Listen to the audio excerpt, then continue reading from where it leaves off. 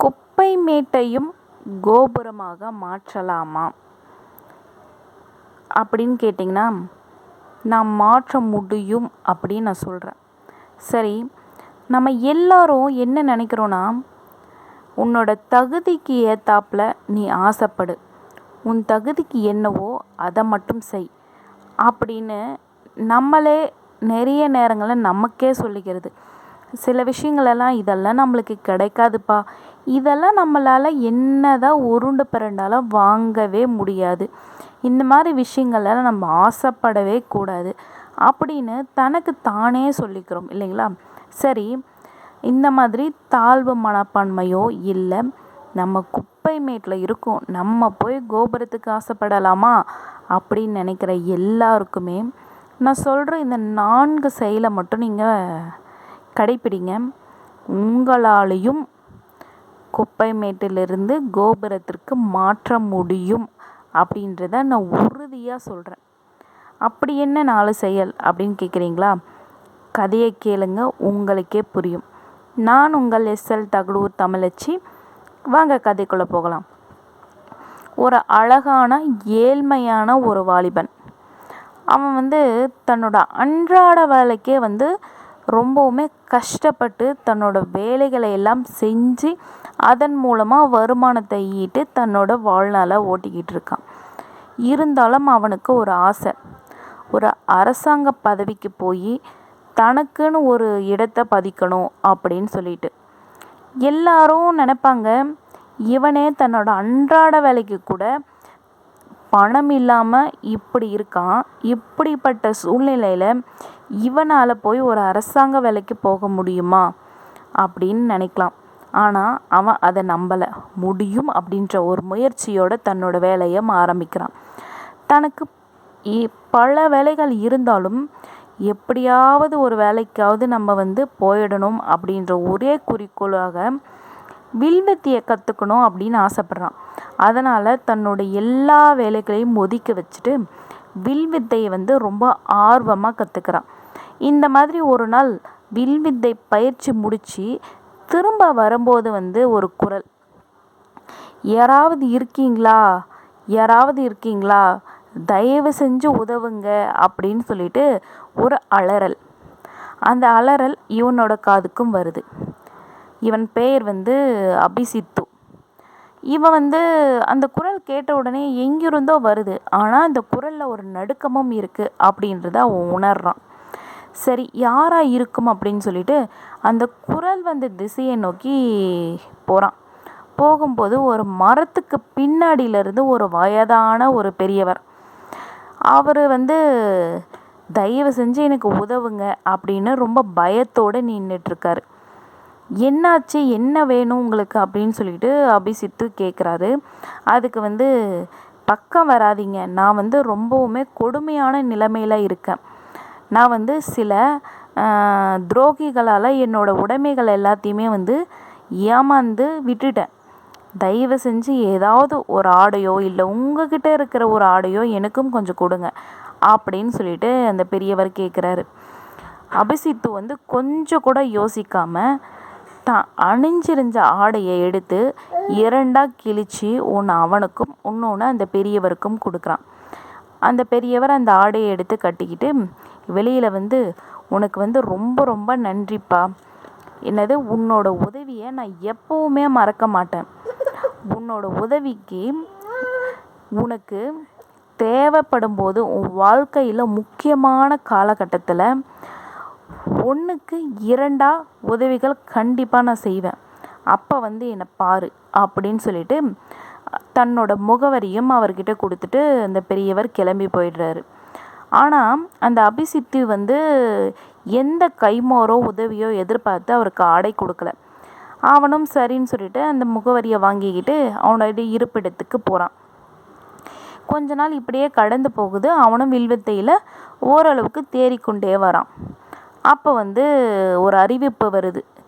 என்னன்னா, போர்ப்படை விரிவாக்கப்படும், போர்ப்படை விரிவாக்கப்படும், போட்டி வைத்து ஆட்கள் எடுக்கப்படுது, விருப்பமுள்ளவங்க கலந்துக்கலாம் அப்படின்னு சொல்லிட்டு ஒரு முரசோட ஒரு அறிவிப்பும் வருது. இதை கேட்ட உடனே அவனுக்கு மனதுக்குள்ளே ஒரு பயமும் இருக்குது. இருந்தாலும் இது ஒரு நல்ல வாய்ப்பு. இதை நம்ம தவற விட்டுட்டோம் அப்படின்னா நம்மளுக்கு திரும்பவும் வாய்ப்பு கிடைக்குமா அப்படின்னு சொல்ல முடியாது. அதனால் எப்படியாவது இந்த வாய்ப்பை பயன்படுத்தி இந்த அரசாங்க வேலையில் நம்ம சேர்ந்தே ஆகணும். இந்த வேலைக்கு போனோம் அப்படின்னா நம்மளுக்கு அந்தஸ்தும் கண்டிப்பாக மரியாதையும் உயர்வும் அப்படின்னு சொல்லிட்டு அவன் நினைக்கிறான். சரின்னு சொல்லிட்டு அப்போ சொல்கிறாங்க, 10 நாட்களுக்கு இந்த வட்ட வடிவலான அரங்கம் திறந்தே இருக்கும். 10 நாள் தான் போட்டி நடக்கும். அந்த 10 நாளில் யாரெல்லாம் வெற்றி பெறுறாங்களோ அவங்களெல்லாம் போர்ப்படையில் ஆட்களை தேர்ந்தெடுத்து எடுத்துப்பாங்க இல்லைங்களா. அந்த மாதிரி 10 நாள் அந்த அரங்கம் திறந்தே இருக்குது. அந்த அரங்கத்தில் ஒரு விதமான வரைமுறைகளும் இருக்குது. அதில் சொல்ல போனோம்னா சில சூட்சமும் இருக்குது. அதை சரியாக கையாளணும். சரி, ஃபஸ்ட்டு அந்த போட்டியோட ரூல் என்ன அப்படின்னு பார்க்கலாம். சரிங்களா. 10 நாள் அந்த அரங்கம் திறந்தே இருக்கும். சரிங்களா. அந்த 10 நாளில் அந்த அரங்கம் வட்ட வடிவில் இருக்கிற அந்த அரங்கம் சரியான கால இடைவெளியில் ஒரு 18 தீப்பந்தம் வச்சுருப்பாங்க. அந்த 18 தீப்பந்தத்தை யார் சரியான முறையில் வில்லெறிஞ்சு அந்த தீபத்தை எரிய வைக்கிறாங்களோ அவங்க போட்டியின் வெற்றியாளர் அப்படின்னு சொல்லி அறிவிக்கப்படும். சரின்னு சொல்லிட்டு அந்த எல்லா அதுக்கான வரைமுறைகளும் கேட்டு தெரிஞ்சுக்கிறாங்க. முதல் நாள் 50 வில்லாளிகள் முதல்ல நிற்கிறாங்க. அவங்களும் என்னென்னமோ பண்ணுறாங்க. இதில் என்ன ஒரு சூட்சமம் அப்படின்னு பார்த்தீங்கன்னா, அந்த வில் எரியும் போது குறிப்பிட்ட தீப்பந்தம் உயரம். எந்த தீப்பந்தம் அந்த 18 தீப்பந்தத்தில் எந்த தீப்பந்தம் உயருது, எத்தனை அடி உயருது அப்படின்னு சரியாக கணிச்சு அந்த வில்லம்பை எரிஞ்சு அந்த தீப்பந்தத்தை எரிய விடணும். அதுதான் இந்த போட்டியோட விதிமுறை. சரின்னு சொல்லிட்டு முதல் நாள் 50 வில்லாளிகள் அந்த மேடையில் நிற்கிறாங்க. அந்த 18 தீப்பந்தத்தையும் சுற்றி ஒரு அரைவட்ட கோணத்தில் இருக்குது. இந்த பக்கம் எந்த பக்கம் தீப்பந்தம் இல்லையோ அதற்கு எதிர் சடையில் வீரர்கள் நிற்கிறாங்க. எதிர்பக்கத்தில் இருந்து ஒவ்வொருத்தராக வில் எறிகிறாங்க. 50 வில்லாளிகளும் தன்னோட போட்டி ஆரம்பிக்கிறதுக்கு முன்னாடி ஒவ்வொருத்தரும் தன்னோட களத்தில் நிற்கும்போது ஒரு முரசு கொட்டப்படும். அந்த முரசு கொட்டப்படும் போது அவங்களுக்கான கால வரைமுறை ஆரம்பிக்கப்படும். ஒவ்வொரு வில்லெறியும் கால இடைவெளி எவ்வளோ அப்படின்னா வெறும் 10 நிமிடங்கள் தான். அதுக்குள்ளே அவங்க அந்த தீபத்தை எரிய வைக்கணும். அவங்களும் எவ்வளவோ முட்டி மோதுறாங்க. இருந்தாலும் யாருமே முதல் நாள் வெற்றி பெறதே கிடையாது. 50 வில்லாளிகளும் தோற்று போயிடுறாங்க. இரண்டாவது நாள் வெறும் 2 பேர் மட்டும் தேர்ச்சி பெறுறாங்க. அவங்களுக்கு முரசு கொட்டி சரியான மரியாதையோடு அவங்களுக்கு தேர்ந்தெடுக்கவும் படுறாங்க. மூன்றாவது நாள் 10 வில்லாளிகள் தேர்வு செய்யப்படுறாங்க. உடனே என்னடா முதல் நாள் 2ஆம் நாள் ரொம்ப சரியாக 2ஓ 3ஓ அப்படின்னு மாதிரி தேர்ச்சி பெற்றவங்க எப்படி 3ஆவது நாள் ஒரே அடியாக 10 பேர் தேர்வு செஞ்சிருக்க முடியும் அப்படின்னு சொல்லிட்டு எல்லாரும் ஒரு விதமான குழப்பத்தோடு இருக்காங்க. அப்போ வெற்றி பெற்ற அந்த வீரர்கள் எல்லாம் சொல்கிறாங்க, இந்த வெற்றிக்கு காரணம் முழுக்க என்னோட குரு மட்டுமே. என் குரு கற்றுக் கொடுத்த அந்த வில்வித்தையும் அவங்க சொல்லி கொடுத்த சூட்சமும் தான் எங்களுக்கு இந்த நேரத்தில் சரியான கை கொடுத்துருக்கு அப்படின்னு சொல்லிட்டு அந்த வீரர்கள் எல்லாம் சொல்கிறாங்க. இதையே கேட்டுட்டு இருந்த அந்த அபிசித்து, சரி நம்மளும் எப்படியோ இந்த போட்டியில் வெற்றி பெறணும், அதுக்கு நம்ம என்ன பண்ணணும் அப்படின்னு யோசிக்கும்போது அந்த வீரர்கள் எல்லாம் தன்னோட குருவுக்கு நன்றி சொல்கிறதுக்காக போகும்போது அபிசித்தும் அவங்க எல்லாரையும் தொடர்ந்து போகிறான். தொடர்ந்து போய் ஒரு ஆசிரமத்துக்கு முன்னாடி நிற்கிறாங்க. உள்ளே போய் குருவுக்கு நன்றி சொல்லிகிட்டு இருக்கும்போது அபிசித்தியும் போய் நிற்கிறான். போய் நின்று பார்க்கவுடனே அந்த அபிசித்திக்கு ஒரே ஆச்சரியம்.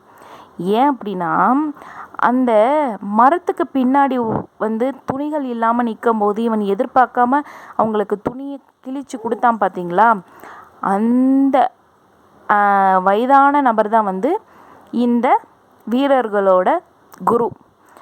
அவரை பார்த்த உடனே இவர் பெரிய குருவாக இருக்கார் போலையே அப்படின்னு சொல்லிட்டு நினச்சிக்கிட்டு இந்த அபிசித்தியை பார்த்த உடனே அவர் தனக்கு செஞ்ச உதவியை அவர் ஒரு நிமிஷம் ஞாபகப்படுத்தி பார்க்குறாரு.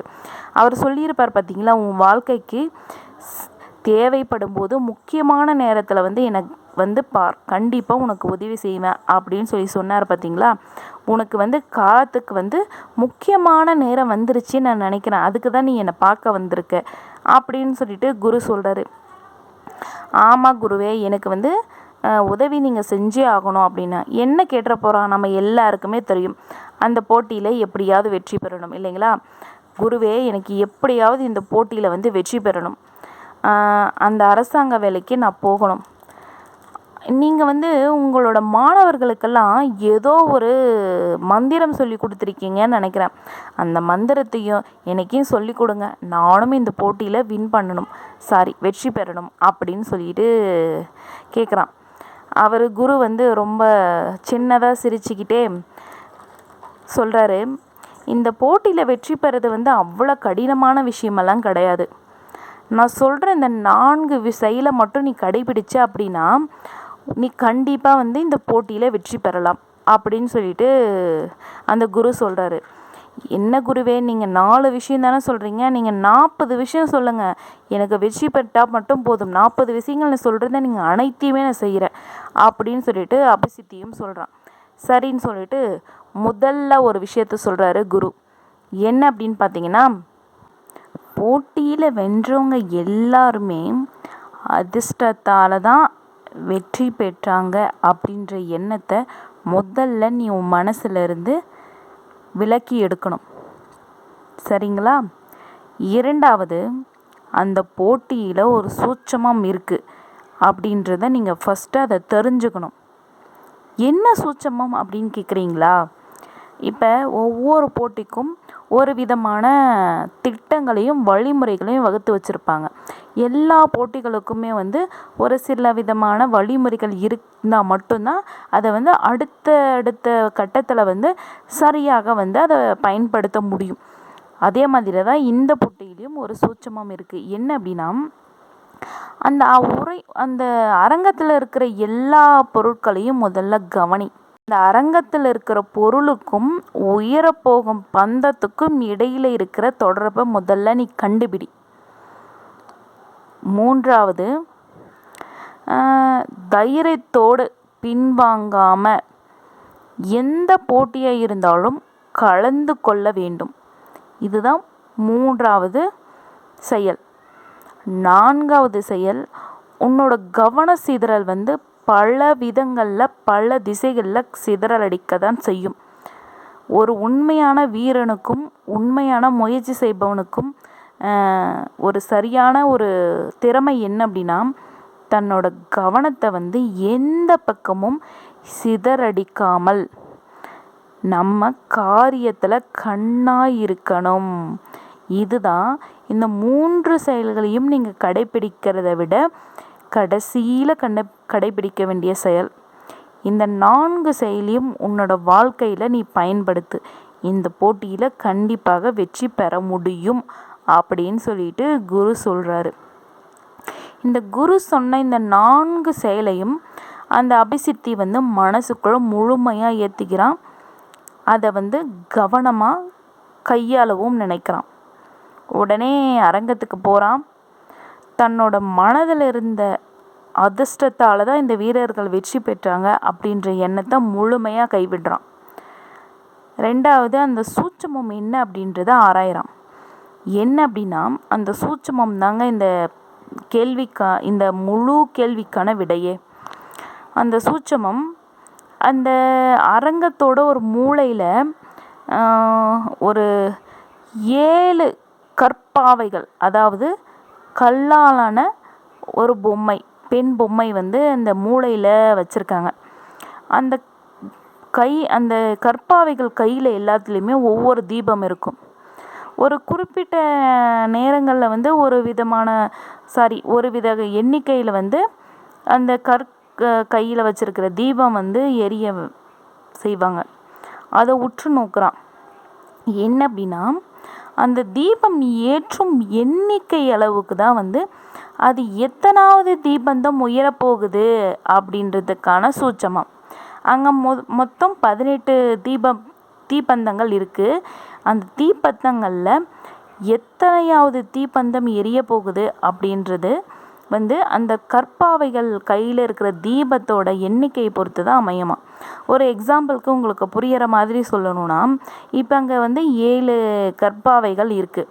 அதில் 3 கற்பாவைக்கு கையில் இருக்கிற தீபம் எரியுது அப்படின்னா, அந்த 18 தீப்பந்தங்களில் 3வது தீப்பந்தம் உயரப்போகுது அப்படின்னு அர்த்தம்.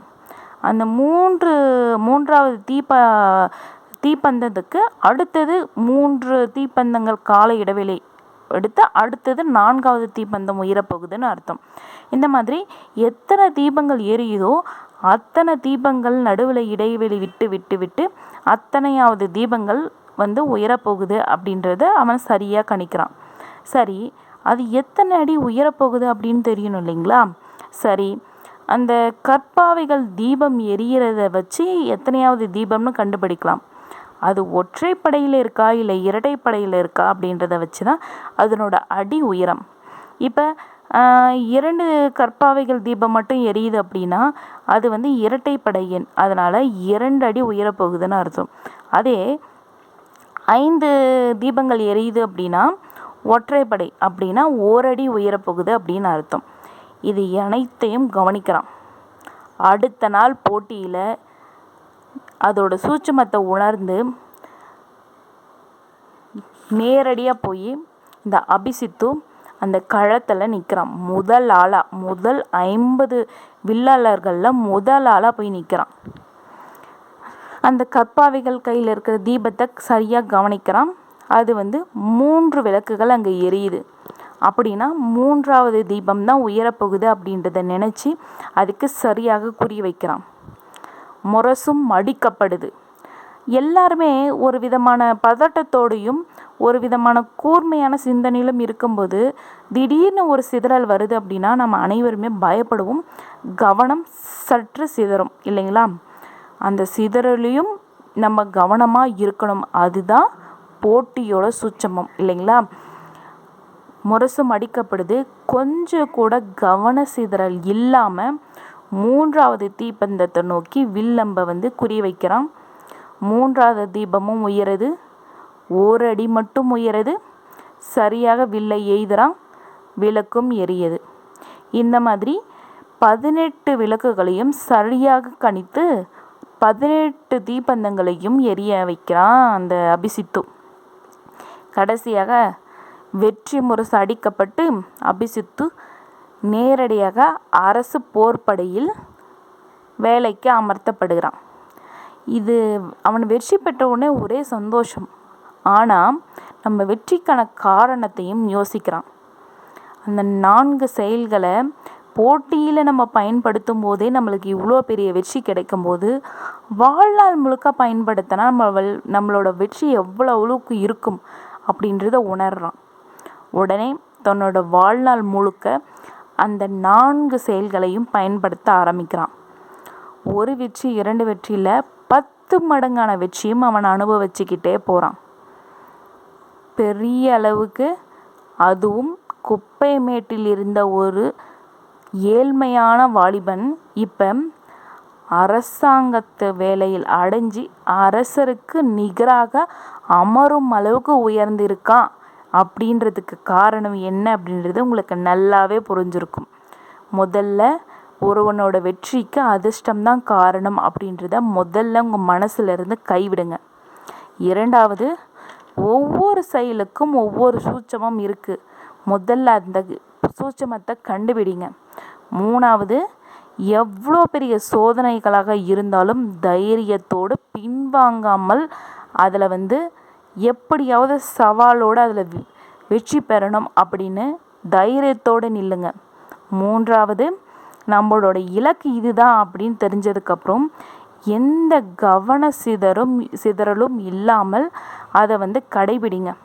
அது வாழ்க்கையில் எந்த ஒரு விஷயத்துக்கும் இந்த 4 செயல் சரியாகவே பொருந்தும். எப்படியாப்பட்ட பிரச்சனைகளாக இருந்தாலும் இந்த 4 செயலை நீங்கள் பயன்படுத்தி பாருங்கள். நிச்சயமாக நீங்கள் உயர்ந்து பார்க்கும் அளவுக்கு ஒரு வெற்றி பெற்ற இடத்தில் நிற்பீங்க அப்படின்றதுல எந்தவித சந்தேகமும் இல்லை. அப்படியே இந்த கதையும் முடிச்சுக்கிறேன் நான். உங்கள் வாழ்க்கைக்கு இது போன்ற கதைகளோடு வேறொரு கதையில் சந்திக்கிறேன். உங்களிடமிருந்து விடைபெறுவது நான் உங்கள் SL தகடூர் தமிழச்சி. நன்றி, வணக்கம்.